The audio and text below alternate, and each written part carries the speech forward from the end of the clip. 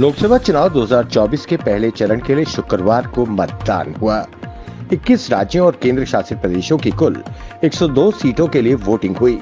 पहले चरण में जिन सीटों पर मतदान हुआ उसमें तमिलनाडु की सभी 39 सीटें, राजस्थान की 12, उत्तर प्रदेश की 8, मध्य प्रदेश की 6, उत्तराखंड की सभी 5, महाराष्ट्र की 5, असम और बिहार की 4-4, पश्चिम बंगाल की 3, मणिपुर, मेघालय, अरुणाचल प्रदेश की 2-2, छत्तीसगढ़, जम्मू कश्मीर, मिजोरम, त्रिपुरा की 1-1 सीट शामिल है। चुनाव आयोग के आंकड़ों के अनुसार शाम 5 बजे तक 102 सीटों पर करीब 60% मतदान दर्ज किया गया।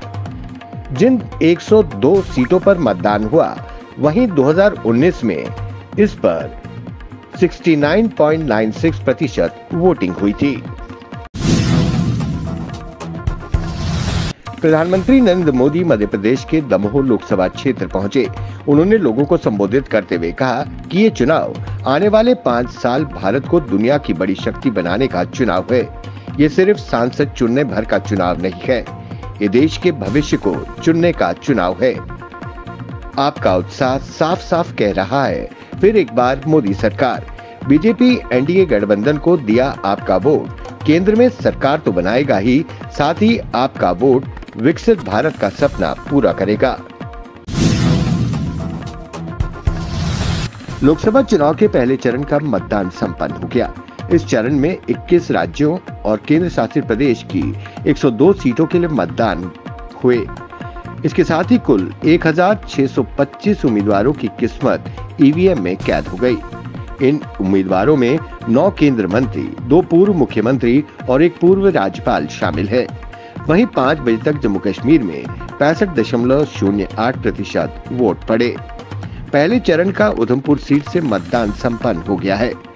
इस दौरान पहले चरण के पश्चिम बंगाल में 5 बजे तक 77.57% वोटिंग हुई, तो वहीं उत्तर प्रदेश में 57.54% वोट पड़े।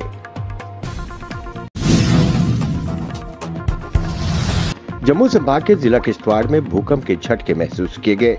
रिक्टर स्केल में भूकंप की तीव्रता 4 मापी गई।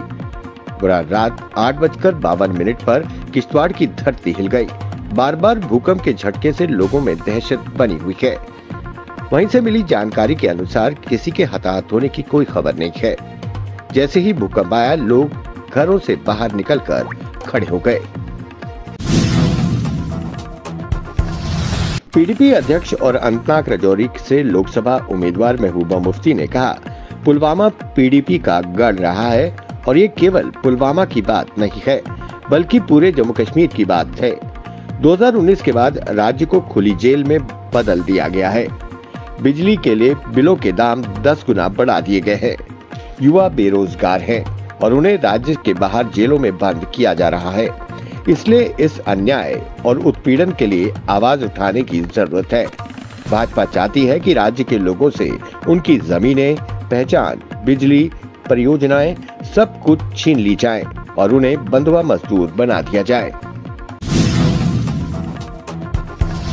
डेमोक्रेटिक प्रोग्रेसिव पार्टी के प्रमुख गुलाम नबी आजाद ने कहा कि हर पार्टी के हर नेता का सम्मान करता हूं, चाहे वो छोटे हों या बड़े।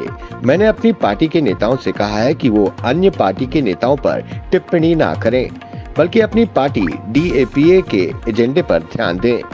वहीं उन्होंने कहा कि अनंतनाग राजौरी संसदीय सीट से डीपीएपी के उम्मीदवार मोहम्मद सलीम पर्रे एक एजुकेटेड युवा हैं, जो कानून की पढ़ाई के साथ साथ डीडीसी के निर्वाचित सदस्य भी हैं। अब तक तो वो व्यक्तिगत मामलों की वकालत करते रहे हैं, लेकिन अब वो संसद में राज्य के लोगों का प्रतिनिधित्व करेंगे। लोकतंत्र के महापर्व पर हर देशवासी अपना फर्ज निभाने के लिए आतुर है। ऐसा ही कुछ देखने को उधमपुर सीट पर मतदान के दौरान मिला। यहाँ पहला वोट एक दुल्हन ने किया। उधमपुर सीट के 5 जिलों में बने विभिन्न मतदान केंद्रों में दूल्हा दुल्हन मतदान करने पहुंचे। कठुआ जिले की बनी तहसील की डुग्गन की मतदान केंद्र पर एक दुल्हन शादी के बाद मतदान के लिए पहुंची। विदाई से पहले दुल्हन ने अपने मत का प्रयोग कर केंद्र में अगली सरकार बनाने के लिए अपना वोट दिया। शादी के बंधन में बंधने के बाद एक नव विवाहित जोड़े ने बीते दिन लोकसभा चुनाव में अपना वोट डाला। दोनों अपनी शादी की पोशाक में मतदान केंद्र पहुंचे। वोट देने के बाद मीडिया से रूबरू होकर उन्होंने कहा कि हमने उन नेताओं को चुना है जो देश के लिए काम करेंगे।